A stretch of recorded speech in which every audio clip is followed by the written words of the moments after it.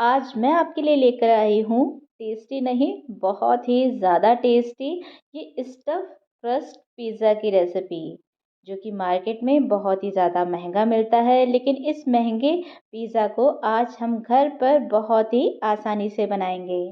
Normally जब हम घर पर पिज़्ज़ा बनाते हैं तो पिज़्ज़ा बेस के ऊपर हम पिज़्ज़ा सॉस लगा देते हैं, सब्जियां लगा देते हैं और चीज़ लगा देते हैं और बस बन गया हमारा पिज़्ज़ा।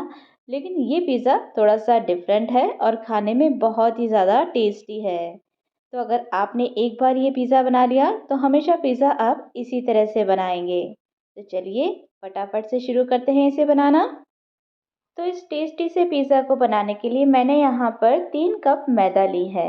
आप किसी भी घर की कटोरी से भी इस मैदा को नाप सकते हैं। ग्राम से देखें तो ये करीबन 250 से 300 ग्राम मैदा है। इसके बाद में मैंने इसके अंदर 3 चम्मच ही पिसी हुई चीनी डाल दी है, क्योंकि आज हम इसे बनाने के लिए यीस्ट का यूज़ करेंगे। तो यीस्ट के साथ में पिसी हुई चीनी डालना बहुत ही ज़रूरी रहता है। अब इसके बाद में 1 छोटी चम्मच मैंने इसके अंदर नमक डाल दिया है। नमक हम बहुत ज़्यादा नहीं डालेंगे। अब इसके बाद में मैंने लिया है ये एक छोटा पैकेट डेयरी वाइटनर, या फिर आपके पास मिल्क पाउडर हो तो उसका भी यूज़ कर सकते हैं। तो इसमें करीबन 2 चम्मच पाउडर होता है, तो वो मैं इसके अंदर डाल दूंगी। अगर आपके पास इस तरह से डेयरी वाइटनर या फिर मिल्क पाउडर ना हो तो आगे डो लगाने के लिए जब हम पानी का यूज़ करें तो उस वक्त आप दूध का यूज़ कर लीजिए, तब भी रिज़ल्ट बहुत ही अच्छा आता है। तो इसके बाद में मैं यहाँ पर ले रही हूँ करीबन 2 चम्मच ड्राई यीस्ट। वैसे तो ड्राई यीस्ट आजकल इजीली अवेलेबल रहता है, लेकिन अगर आपके पास यीस्ट ना हो तो इस वक्त आप 2 टेबलस्पून बेकिंग पाउडर भी इसमें डाल सकते हैं। उससे भी ये जो पिज़्ज़ा है वो बहुत ही अच्छा बनता है। लेकिन यीस्ट डालने से बिल्कुल मार्केट जैसा पिज़्ज़ा बनकर तैयार होता है। तो देखिए एक बार मैंने सभी चीज़ों को अच्छे से मिक्स कर लिया है। अब इसके बाद में मैंने लिया है करीबन 4 टेबलस्पून ऑयल। ये मैंने रिफाइंड ऑयल लिया है। इसकी जगह पर आप मेल्टेड बटर का भी यूज़ कर सकते हैं। लेकिन अगर आप ऑयल का यूज़ करना है तो कोई भी स्ट्रॉन्ग स्मेल या फिर फ्लेवर वाला जैसे सरसों का ऑयल या फिर मूंगफली का तेल आपको यूज़ नहीं करना है। बेस्ट रिजल्ट रिफाइंड ऑयल से ही आता है। तो इस तरह से ऑयल डालने के बाद में हम अच्छे से सभी चीज़ों को मिक्स कर लेंगे और फिर इसमें गुनगुना पानी डालते जाएंगे और इसका एक टाइट सा डो लगाकर हम तैयार कर लेंगे। ये जो डो है इसे हमें टाइट ही लगाना है, गीला डो हमको नहीं लगाना है, क्योंकि उससे फिर जब हम बाद में पिज़्ज़ा बनाएंगे तो उसमें हमें बेलने में परेशानी होगी। तो ये देखिए हमने अपना डो लगाकर तैयार कर लिया है। अब इस डो को हम करीबन 1 से 2 घंटे के लिए अच्छे से फर्मेंट होने के लिए रखेंगे। तो इसके लिए आप या तो कोई भी बाउल ले लीजिए और या फिर बेस्ट रहता है कि इस तरह से कोई एयर टाइट कंटेनर ले लें और इसे अच्छे से कवर कर दें ताकि ये सूखे ना, और फिर इसे किसी भी गर्म जगह पर रख दें ताकि ये अच्छे से फर्मेंट हो सके। तो जब तक हमारा डो फर्मेंट हो रहा है तब तक हम अपने आगे की तैयारी कर लेते हैं। तो यहाँ पर मैंने एक बोल लिया है और इस बोल में हम कुछ सब्जियां ऐड करेंगे। तो मैंने यहाँ पर 2 मीडियम साइज़ के प्याज लिए हैं, एक बड़े साइज़ की शिमला मिर्च ली है। आप सब्जियां अपने पसंद से इसमें कोई भी ले सकते हैं और कोई सब्ज़ी अगर पसंद ना हो तो उसे स्किप भी कर सकते हैं। बस जो भी सब्जियां ले रहे हैं उसे इस तरह से छोटे छोटे टुकड़ों में ही कट करना है। 2 मैंने यहाँ पर टमाटर लिए हैं और टमाटर के बीच का जो बीज वाला पार्ट होता है उसे मैंने हटा दिया है। थोड़े से मैंने यहाँ पर फ्रोज़न वाले स्वीट कॉर्न लिए हैं, अगर आपके पास हो तो डालिए, नहीं तो स्किप कर दीजिए। अब इसके बाद में मैंने यहाँ पर थोड़ा सा इसके अंदर पनीर डाला है। पनीर से इसका जो टेस्ट है वो काफ़ी अच्छा आता है। तो अगर आपके पास पनीर हो तो ज़रूर से इसे डालिए।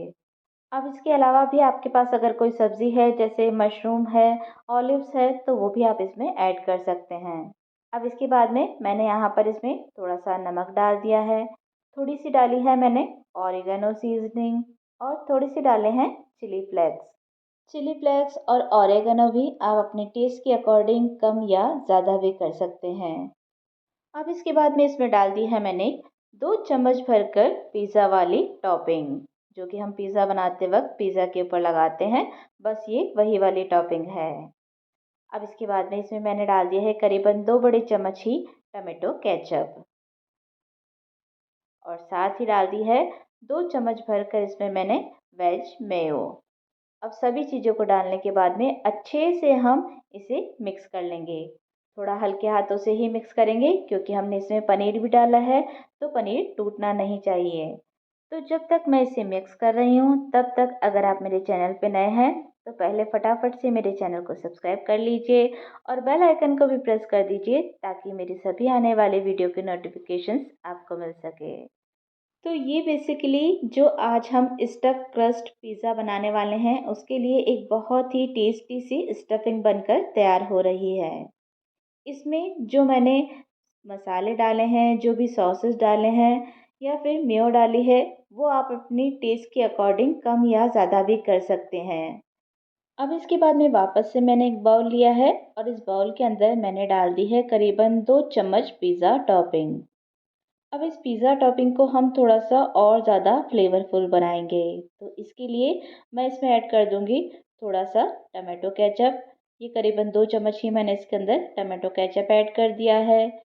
1 चम्मच मैंने इसके अंदर डाला है रेड चिली सॉस। थोड़े से चिली फ्लेक्स डाल दिए हैं और थोड़े से डाल दिए हैं मैंने ऑरिगेनो सीज़निंग। अब सभी चीज़ों को हम बहुत ही अच्छे से मिक्स कर लेंगे। अभी जो हम पिज़्ज़ा बना रहे हैं स्टफ़ क्रस्ट पिज़्ज़ा, इसके अलावा भी नॉर्मली जब भी आप पिज़्ज़ा बनाएं तो पिज़्ज़ा टॉपिंग के अंदर ये सारी चीज़ें डालकर अच्छे से मिक्स कर लीजिए और उसके बाद में आप इसे अपने पिज़्ज़ा के ऊपर अप्लाई कीजिए। यकीन मानिए आपकी जो पिज़्ज़ा का टेस्ट है वो काफ़ी बढ़ जाएगा। तो अब 1 घंटा हो चुका है तो चलिए अपने डो को भी हम चेक कर लेते हैं। तो ये देखिए काफ़ी अच्छे से हमारा जो डो है वो फर्मेंट हुआ है, काफ़ी फूल चुका है ये। ये देखिए मैं आपको दिखाती हूँ। ये देखिए कितना अच्छे से हमारा ये जो डो है वो फर्मेंट हुआ है। तो वापस से हम इसे अच्छे से इस तरह से नीट कर लेंगे ताकि इसमें से जो भी एक्स्ट्रा एयर है वो निकल जाए। अब ये जो डो है इससे हमें एक बड़ी सी रोटी बनाकर तैयार करनी है। तो इसके लिए या तो आप किसी भी बड़े से चॉपिंग बोर्ड का यूज़ कर सकते हैं या फिर मेरी तरह इस तरह से आप किचन काउंटर पर ही इसे बेल सकते हैं। तो बेलने के लिए पहले मैंने इसे इस तरह से 2 पार्ट में डिवाइड कर लिया है। ये जो डो हमने तैयार किया है इससे हमारे 2 बड़े साइज़ के पिज़्ज़ा बनकर तैयार हो जाएंगे। तो एक पार्ट को मैंने रख लिया है और जो दूसरा पार्ट है उसे वापस हम अच्छे से कवर करके रख देंगे ताकि वो सूखे ना। अब ये जो एक पार्ट है इसे हमें बेलना शुरू करना है और हमारे पिज़्ज़ा बेस में बहुत ही अच्छा सा क्रस्ट आए तो उसके लिए जब भी हम इसे बेल रहे हैं तो उस वक्त हमें इसे बेलने के लिए सूखे मैदा की जगह इस तरह से मक्की के आटे का यूज़ करना है। जो आटा हम मक्की की रोटी बनाने या फिर ढोकले बनाने के लिए यूज़ में लेते हैं, बस ये वही आटा है। अगर आपके पास मक्की का आटा हो तो इस वक्त आप इसका यूज़ कीजिए। इससे जो पिज़्ज़ा बेस है उसमें बहुत ही अच्छा सा क्रस्ट आता है और अगर नहीं है तो इसकी जगह पर आप सूखे मैदा का भी यूज़ कर सकते हैं। लेकिन मक्की के आटे से जो रिज़ल्ट है वो बहुत ही अच्छा आता है। तो ये देखिए मैंने इसे काफ़ी बड़ा सा बेल लिया है। जिस साइज़ का आपको पिज़्ज़ा बनाना है उससे इसको थोड़ा सा बड़ा बेलना है और फिर जिस साइज़ का पिज़्ज़ा बनाना है उस साइज़ का कोई भी आप इस तरह से ढक्कन ले लीजिए या फिर कोई भी थाली या फिर प्लेट लेकर इस पर इस तरह से एक निशान बना लीजिए। अब निशान बनाने के बाद में जो भी ये एक्स्ट्रा पार्ट है उसे हमें किसी भी चाकू की मदद से कुछ इस तरह से पतली पतली स्ट्रिप्स के अंदर कट कर लेना है। ये देखिए कुछ इस तरह से हमें इसे कट कर लेना है। आप चाहें तो पिज़्ज़ा कटर की हेल्प से भी इसे कुछ इस तरह से कट कर सकते हैं और कट करने के बाद में अब जो हमने स्टफिंग बना रखी है वो वाली स्टफिंग लेनी है और उस स्टफिंग को कुछ इस तरह से जहाँ से हमने कट करना शुरू किया है वहाँ पर कॉर्नर कॉर्नर में हमें कुछ इस तरह से इस स्टफिंग को रख देना है। तो ये देखिए बड़े ही ध्यान से हम इसे कॉर्नर कॉर्नर में रख देंगे और इसके बाद में जो हमने ये पतली पतली स्ट्रिप्स को काटा है उससे ये जो स्टफिंग हमने रखी है उसको अच्छे से हम कवर कर देंगे। तो ये देखिए कवर करने के बाद में हमारी जो स्टफिंग है वो बिल्कुल भी नज़र नहीं आ रही है। अच्छे से हमने हमारी जो सारी स्टफिंग है उनको इस स्ट्रिप से कवर कर लिया है।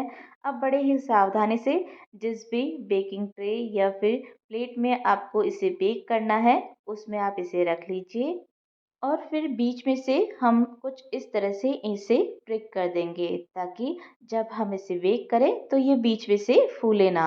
ये बहुत ही इम्पोर्टेंट है, आप इसे ज़रूर से इस तरह से प्रिक कर दें। मैं आज इसे अवन में ही बना रही हूँ, अगर आप चाहें तो बहुत ही आसानी से कढ़ाई में भी बेक कर सकते हैं।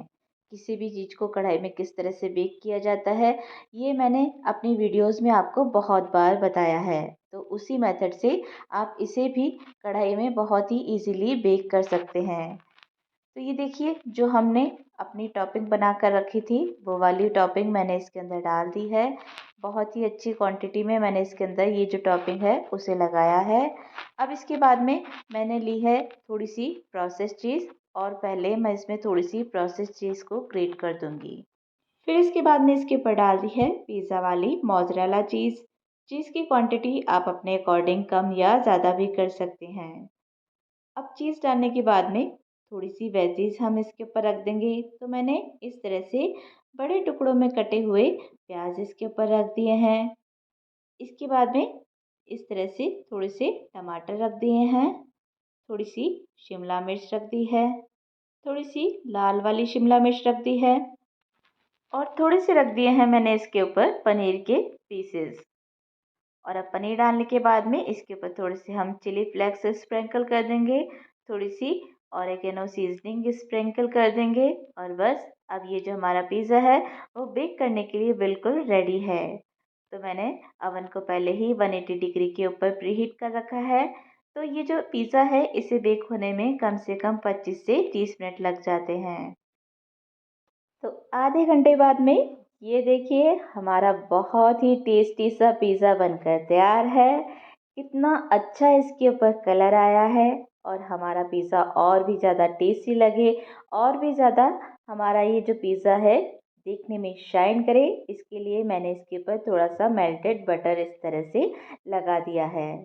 थोड़ी सी चिली फ्लेक्स और ऑरिगेनो सीजनिंग इसके ऊपर स्प्रिंकल कर दी है और लीजिए रेडी है हमारा बहुत ही ज़्यादा टेस्टी स्टफ क्रस्ट पिज़्ज़ा।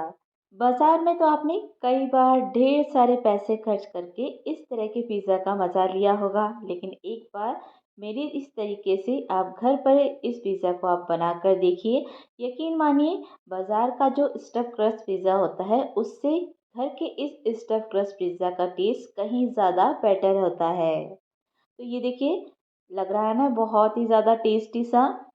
तो आप भी एक बार इसे ज़रूर से ट्राई कीजिए और कैसी लगी आज की वीडियो आपको। आज की वीडियो अगर आपको अच्छी लगी हो तो वीडियो को लाइक करना, शेयर करना और मेरे चैनल को सब्सक्राइब करना ना भूलें।